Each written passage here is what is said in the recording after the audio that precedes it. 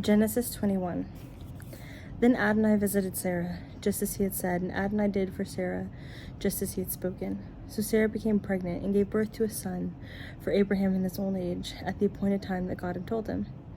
Abraham named his son who was born to him, whom Sarah bore before him, Isaac. Then Abraham circumcised Isaac, his 8-day-old son, just as God has commanded him. Abraham was 100 years old when his son was born to him. So Sarah said, God has made laughter for me. Everyone who hears will laugh with me.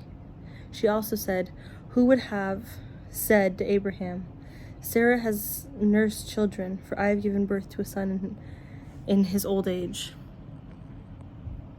The child grew and was weaned. Abraham made a big feast on the day Isaac was weaned. But Sarah saw the son of Hagar and the Egyptian whom she had borne to Abraham, making fun. So she said to Abraham, drive out this female slave and her son, for the son of this female slave will not be an heir with my son, with Isaac. Now the matter was very displeasing in Abraham's eyes on account of his son. But God said to Abraham, do not be displeased about this boy and your slave woman. Whatever Sarah says to you, listen to her voice. For through Isaac shall your seed be called, yet I will also make the son of the slave woman into a nation, because he is your seed. So Abraham got up early in the morning and took bread and a skin of water and gave them to Hagar, putting them on her shoulder and the child, and sent her away. She went and wandered about in the wilderness of Beersheba. When the water from the skin was finished, she abandoned the child under one of the bushes. Then she went and sat herself down opposite, about a bow shot away, for she had said, I can't bear to see the child dying. So she sat down opposite and lifted up her voice and wept. Then God heard the boy's voice, and the angel of God called to Hagar from heaven, and he said to her, what troubles you, Hagar? Do not be afraid, because God heard the boy's voice where he is. Get up, lift the boy up, and hold on to him with your hand, for I will make him a great nation. Then God opened her eyes, and she saw a well of water, and she went and filled the water skin and gave the boy a drink. God was with the boy, and he grew. He dwelled in the wilderness and became an archer. He dwelled in the wilderness of Paran, and his mother took a wife for him from the land of Egypt. Now it came about that the same time that Abimelech, with Phicol, the commander of his army, said to Abraham, God is with you in all that you do. So now make a pledge to me here by God, that you will not violate your word with me, or with my descendants, or with my offspring, as I have shown loyalty to you. Show the same to me, and to the land in which you have lived as an outsider. Abraham said, I make a pledge. Now Abraham had rebuked Abimelech because of the well of water that Abimelech's servant had seized. So Abimelech said, I don't know who did this thing, nor did you tell me, nor did I hear about it until today. Then Abraham took a flock of sheep and cattle and gave them to Abimelech, and the two of them made a covenant. Abraham set 7 young lambs apart from the flock of sheep by themselves. Abimelech said to Abraham, what do these even 7 ewe lambs that you have set by themselves mean? He said, you are to accept the 7 ewe lambs from my hand, so that they may be a witness for me that I dug this well. That is why that place is named Beersheba, because there both of them made a pledge, and they made a covenant in Beersheba. Then Abimelech got up with Phicol, the commander of his army, and they returned to the land of the Philistines. Then he planted a tamarisk tree in Beersheba and called on the name of Adonai, the everlasting God. He lived as an outsider in the land of the Philistines for many days. Genesis 22. Now it was after these things that God tested Abraham. He said to him, Abraham, Hineni, he said.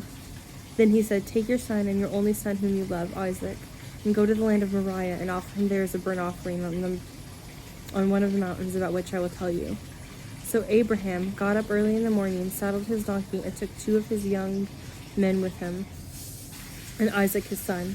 He split wood for the burnt offering and got up and went to the place about which God had told him. On the 3rd day, Abraham lifted up his eyes and saw the place from a distance. Abraham said to his young men, sit yourselves down here with the donkey. As for me and the young man, we'll go over there, worship, and return to you. Then Abraham took the wood for the burnt offering and put it on Isaac, his son. In his hands he took the fire and the knife, so the 2 of them walked on together. Then Isaac said to Abraham, his father, my father. Then he said, here I am, my son. He said, look, here's the fire and the wood, but where's the lamb for a burnt offering? Abraham said, God will provide for himself a lamb for a burnt offering, well, my son. And then 2 of them walked together. Then they came to the place about which God had told him. And Abraham built the altar there and laid him on the altar on top of the wood. Then Abraham reached out of his pocket and took the knife to slaughter his son. But the angel of Adonai called to him from heaven and said, Abraham, Abraham. He said, Hanini. Then he said, do not reach out your hand against this young man. Do nothing to him at all. For now I know that you are one who fears God. You did not withhold your son, your only son, from me. And then Abraham lifted up his eyes, and behold, there was a ram just caught in the thick bushes by its thorns. So Abraham went and took the ram and offered it up as a burnt offering instead of his son. Abraham named that place Adonai, and it is said that that place, and it is on that place today, and it is such a day on the mountain Adonai will provide. The angel of Adonai called to Abraham a second time from heaven and said, by myself I swear it is a declaration of Adonai, because you have done this thing, and you did not withhold your son, your only son. I will richly bless you and bountifully multiply your seed, like the stars of heaven, and like the sand that is on the seashore, and your seed will possess the gate of his enemies. In your seed all the nations of the earth will be blessed, because you obeyed my voice. Then Abraham returned to his young men, and they got up and went together to Beersheba. Then Abraham dwelled in Beersheba.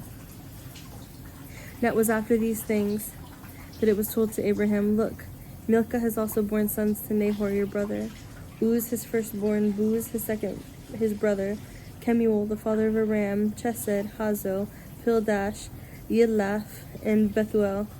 Then Bethuel fathered Rebekah. These 8 Milcah bore to Nahor, Abraham's brother. His concubine, whose name was Reumah, also bore Theba, Gaham, Tahash, and Maacah. Genesis 23. Now Sarah's life was 127 years, the years of Sarah's life. Sarah died in Kiriath Abba, that is Hebron, in the land of Canaan. Abraham came to mourn for Sarah and to weep over her. Then Abraham rose from before his dead one, and spoke to the sons of Heth, saying, I am an outsider and a sojourner among you. Give me a gravesite among you, so that I may bury my head from before my presence. The sons of Heth answered Abraham, saying to him, Listen to us, my lord, you are a prince of God among us. Bury your dead in the best of our graves. None among us will withhold his grave from you to bury your dead one.